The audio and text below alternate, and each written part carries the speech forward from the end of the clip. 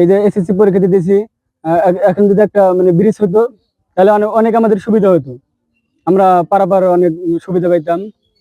এখন যেহেতু ব্রিজ নাই, আমাদের ধুলাবালু অনেক মানে সমস্যা, রাস্তা অনেক মানে অনেকটাই মানে রাস্তার দুরবস্থা। মানে একটাই দাবি, আমাদের এই ব্রিজটা যাতে তাড়াতাড়ি হয়, দ্রুত ভাবে তাড়াতাড়ি হয়, আমাদের যাতে সুবিধা হয়।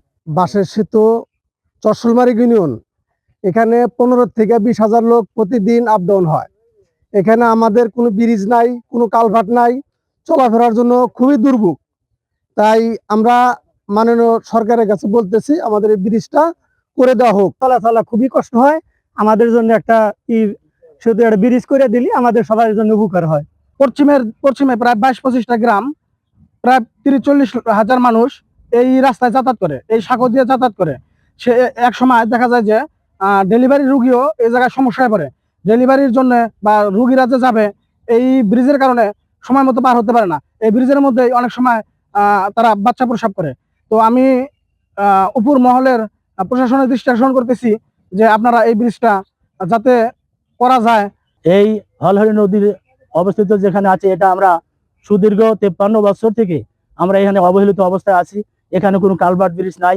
আমরা বিগত সরকারদের অনুকূলে গিয়েছিলাম, কয়েকবার আবেদন করেছি, কিন্তু আমাদের এখানে কোনো কালভার্ট ব্রিজের ব্যবস্থা করা হয় নাই। তাই আমি যেটা বলবো সেটা হলো যে বর্তমান যে তত্ত্বাবধায়ক সরকার আছেন তার অনুকূলে আমরা দাবি করছি যে আমাদের অতি তাড়াতাড়ি যাতে করে আমাদের এই হলহরি নদীর মধ্যে একটি সেতু তৈরি করে দেওয়া হয়।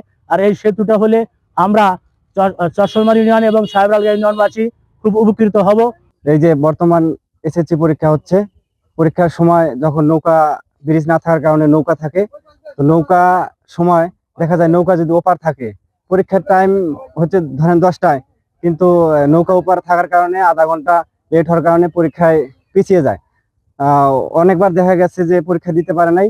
আর বিশেষ কথা হচ্ছে আমাদের এই চরসলমারি ইউনিয়নের যে ছোটখাটো গ্রামের যে মুদি ব্যবসায়ী আছে, ব্যবসা করার জন্য মালামাল আনতে পারে না, বিশেষ করে এই ব্রিজ না থাকার কারণে। কাজাইঘাটা হলহলিয়া নদীর উপরে একটি সেতুর দাবি এলাকার জনগণের অনেকদিন ধরে।